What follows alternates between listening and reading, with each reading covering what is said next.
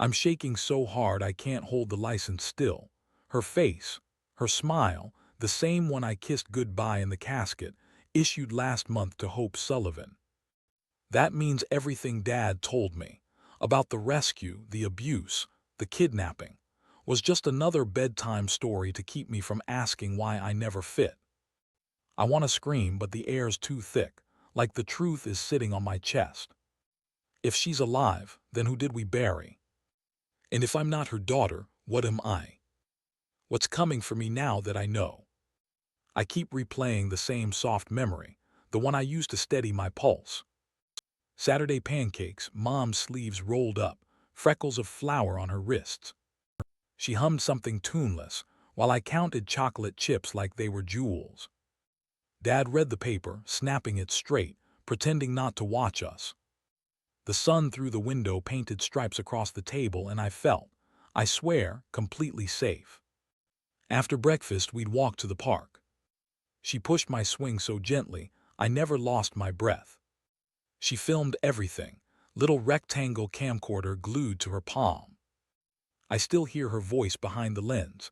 There's my star, smile bigger. When the reel ended, she always clicked it off herself, no auto shut, like she knew exactly when to quit. I asked once to see the tapes of my first birthday. She laughed, said the camera ate them. I shrugged. Kids believe anything. Years later, I found the camcorder in her closet. Same tape still inside, full. I put it back, tucked it under the scarves that smelled like her, powder and cinnamon. I told myself, some stories are meant to stay dark. Now, alone in this kitchen that still smells of old vanilla, I feel the weight of that unplayed tape pressing against my ribs. I'm scared to touch the camera again, terrified the humming I remember might not be hers, might be blank, might be someone else's lullaby I borrowed. I'm still holding the camera when the tape slips. It clatters into the box, knocks something loose. This cardboard panel I thought was just the bottom. It pops like a bad secret. I freeze. My thumb keeps pressing the plastic seam, like if I push hard enough it'll fuse shut again, and I'll never have to look. But the edge lifts, and there's another layer breathing underneath. My mouth goes metal. I hear my pulse in both ears, a wet drum. I peel the fake bottom back with 2 fingers. Inside is a license, fresh plastic, corners sharp. The photo is her, same moon cheekbones, same scar through the eyebrow I asked about when I was 6, and she said, "Kitchen accident, don't be nosy." But the name beside the picture isn't the one we carved on the headstone. It's Hope Sullivan. Issue date, last month, expires, 5 years from now. My lungs forget the next inhale. The room tilts, counter meets my hip.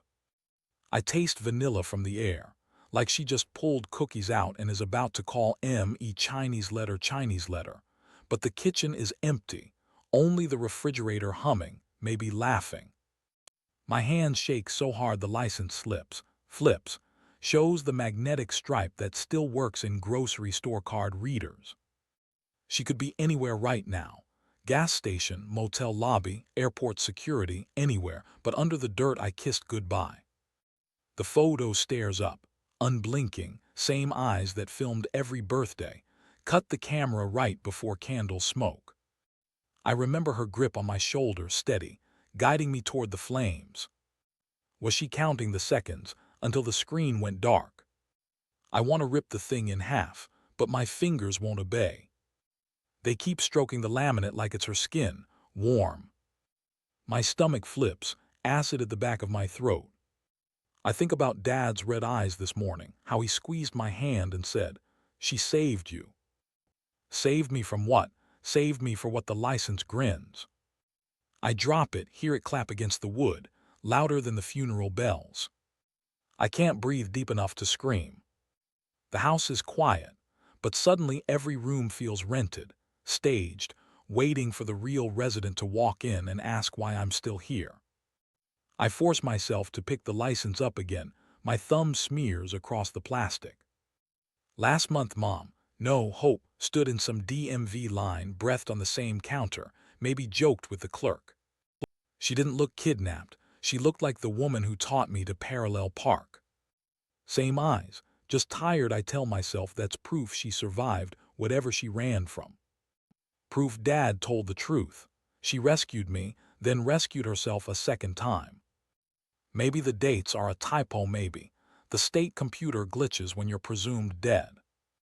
Paperwork is messy, love is neat, I cling to that. I slide the box shut, snap the latch, pretend it's over.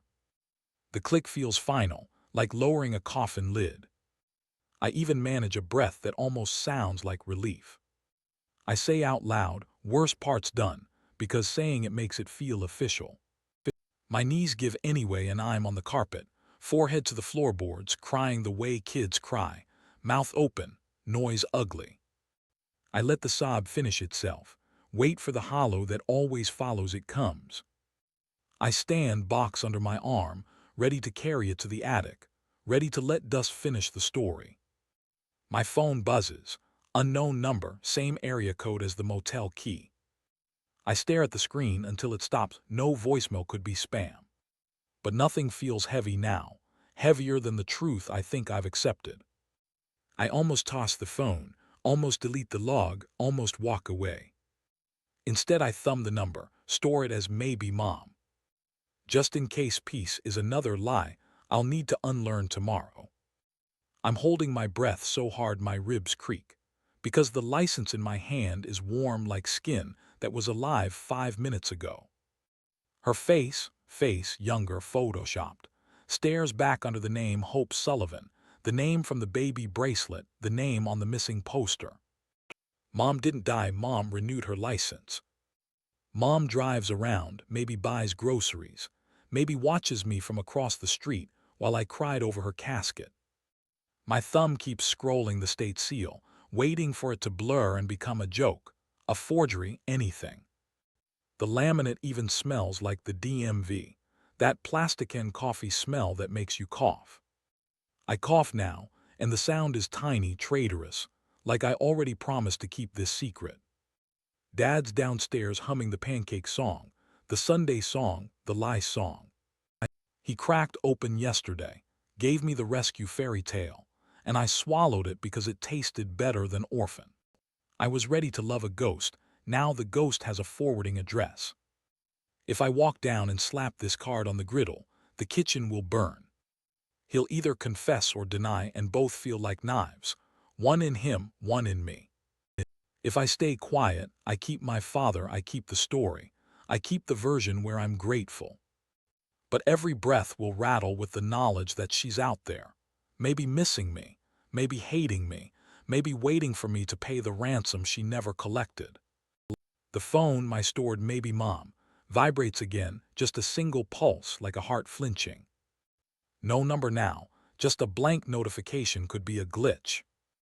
Could be her, testing if I'm ready to trade my whole life for the truth. I drop the license back into the box, then pick it up, then drop it again. My hands can't decide what kind of person I am. The loyal son, the stolen child, the evidence.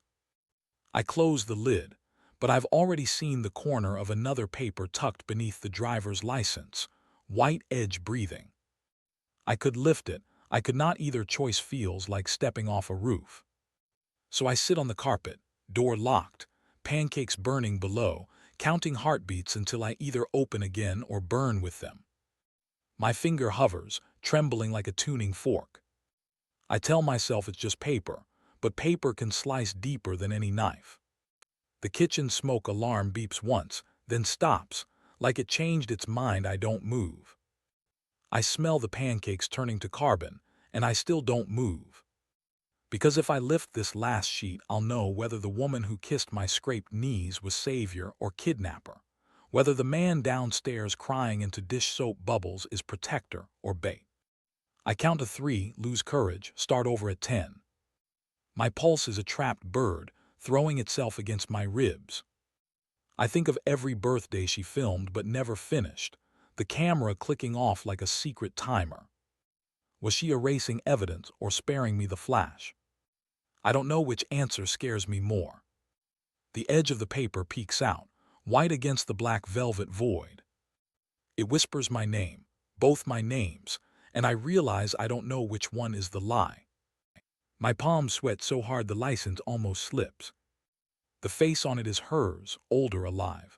Eyes aimed straight at the lens like she knew I'd find it. She was breathing last month while I watered her grave and told her about my promotion. I feel the carpet fibers imprinting my knees, branding me to this spot until I decide. Dad's footsteps creak the stairs, slow, guilty. I imagine him listening through the door, wondering if the con is finally cracked. I want to scream, want to hug him, want to bolt. Instead, I stare at that sliver of paper, the final curtain. One flick of the wrist, and I'll know whether to call the cops or call her number. I breathe in burnt batter and my own metallic fear. The lid stays open, the choice stays mine, and still I can't move. So tell me, if your whole life might be a ransom note, do you finally read the last line or set the whole damn box on fire?